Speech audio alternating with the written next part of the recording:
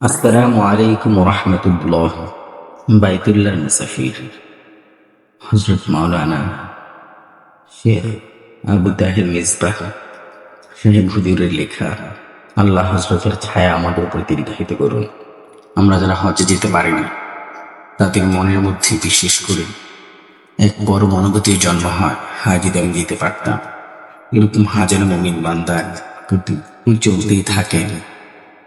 হাজারো বোধ বিশ্বাস ভালোবাসার মাঝে এই ভালোবাসা যেন একটু ভিন্ন, একটু অনন্য। ঠিক এই কথাগুলি লিখেছেন মাওলানা আবু তাহের মিসবাহ। শায়েখকে আল্লাহ তাআলা কবুল করুন।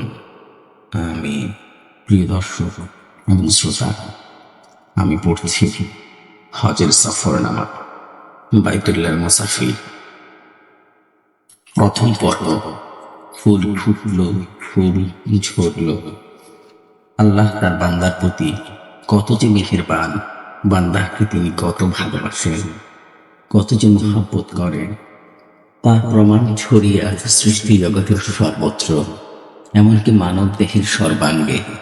আকাশের মেঘ, বৃষ্টি, নদী, ঝর্ণা ও সাগর মহাসাগরের পানি, পশু পাখি, সবুজ বনানী, বাগানের ফুল, গাছের ফল ও মাঠের ফসল, চাঁদের জ্যোৎস্না ও সূর্যের কিরণ, সব কিছু মানুষের জন্য আল্লাহ দান। আমাদের হাত, পা, চোখ, কান ও নাক, মুখ, হৃদয়, মস্তিষ্ক এবং বুদ্ধি, বিবেক, আমাদের ভাষা ও বাক শক্তি, এগুলো কার দান? কত বড় দান! আল্লাহর দান, অনেক বড় দান। অনেক ভালোবেসে, অনেক যত্ন করে আল্লাহ আমাদের সৃষ্টি করেছেন। দিন রাত আমরা ডুবে আছি তার নিয়ামত ও রহমতের মাঝে। এজন্য আমরা যদি আল্লাহর দরবারে সারা জীবন সিজদায় পড়ে থাকি, তাহলেও কি শুকরের হক আদায় হবে? কখনো না, কিছুতেই না। আল্লাহ বান্দাকে বড় ভালোবাসেন এবং আল্লাহ চান বান্দা যেন তাকে ভালোবাসে। ভালোবেসে বান্দা যেন আল্লাহকে ডাকে, আল্লাহর কাছে চায়। যে বান্দা যত বেশি চায় তার প্রতি আল্লাহ তত বেশি খুশি হন। আল্লাহর সঙ্গে বান্দার সম্পর্ক শুধু আবদিয়ত দাসত্বের নয়, বরং প্রেম ও ভালোবাসা এবং ইশক মহাব্বতের সম্পর্ক। মানুষ যদি আল্লাহর শুধু বান্দা ও দাস হতো, তাহলে কি তার জন্য সৃষ্টি জগতের এত বিপুল আয়োজন হতো? কারণ না বানি আদমের মর্যাদা দান করা হতো? তাহলে কি আল্লাহ এত আদর সমাদর করে বলতেন, ডাকো আমাকে, সাড়া দেব আমি তোমাদের ডাকে? মহাব্বতের দাবি হলো মাহবুবের দিদার ও মিলন। কিন্তু দুনিয়ার জিন্দেগিতে কিভাবে সম্ভব তা? মানুষের ক্ষুদ্র দৃষ্টি শক্তি তো আল্লাহ তাআলার অসীম সৌন্দর্য এবং তার নূর তাজাগলি বরদাস্ত করতে পারবে না। ওই নূর তাজাগলির সামান্য উদ্ভাসিতে তুর পাহাড় সারখার হয়ে যায়। হজরত কালিমুল্লাহর জ্ঞান লোপ পেয়ে যায়। আল্লাহর দিদার এবং আল্লাহর সঙ্গে বান্দার পরম মিলন হবে জান্নাতে। আল্লাহকে বান্দা তখন দেখতে পাবে যেমন নিঃসন্দেহে দেখতে পায় আকাশে পূর্ণিমার চাঁদকে।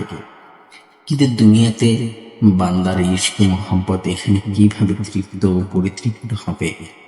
তার হৃদয়ের আকুতি যে আল্লাহর কাছে যাওয়া, আল্লাহকে কাছে পাওয়া। বান্দার প্রতি আল্লাহ কত মেহেরবান, বান্দাকে আল্লাহ কত ভালোবাসে। বান্দার তীরের ইশক মোহাব্বতের জ্বলনকে শান্ত করবার জন্য, তার হৃদয় আত্মার আকুতি ও মিনতিকে পরিতৃপ্ত করবার জন্য দুনিয়ার একটি ঘরকে তিনি আপন সত্তার সঙ্গে সম্পর্ক দান করেছেন। কারো গিলাফে ঢাকা আল্লাহর ঘর বাইতুল্লাহ, শুনতে কত মধুর লাগে। আল্লাহর ঘর, কলবের জাহানে ইশক মোহাব্বতের কি আশ্চর্য ঢেউ জাগে। হৃদয় জগতে প্রেম ও ভালোবাসার কি অপূর্ব তরঙ্গ দোলা সৃষ্টি হয়। আল্লাহর ঘর, কি আশ্চর্য মধুর অনুভূতি। যেন ওই ঘরের দুয়ারে দাঁড়ালেই আল্লাহকে দেখা যাবে, আল্লাহকে পাওয়া যাবে। ঘরের দিদার যেন স্বয়ং ঘরওয়ালার দিদারের কিছুটা স্বাদ, যেটা আনন্দ দান করে। জগতের আর কোনো স্বাদ, আর কোনো আনন্দের সাথে এর কোনো তুলনা হয় না। আল্লাহর ঘর বাইতুল্লাহর এই মহান নিয়ামত আমরা পেয়েছি কার মাধ্যমে, কার ওসিলায়? পেয়ারা নবী হযরত মুহাম্মদ সাল্লাল্লাহু আলাইহি ওয়াসাল্লামের ওসিলায়। তাহলে তার প্রতি উম্মতের মহাব্বত ও ভালোবাসা কত গভীর হবে, তার জন্য উম্মতের দিল কত ব্যাকুল বেকার হবে। তিনি শুয়ে আছেন সোনার মদিনায় রওজা শরীফের সবুজ গম্বুজের নিচে, সবুজ গম্বুজের ছায়ায়। সুতরাং বাইতুল্লাহর জিয়ারতের পর জিয়ারতে মদিনার আকুতি ও আকাঙ্ক্ষা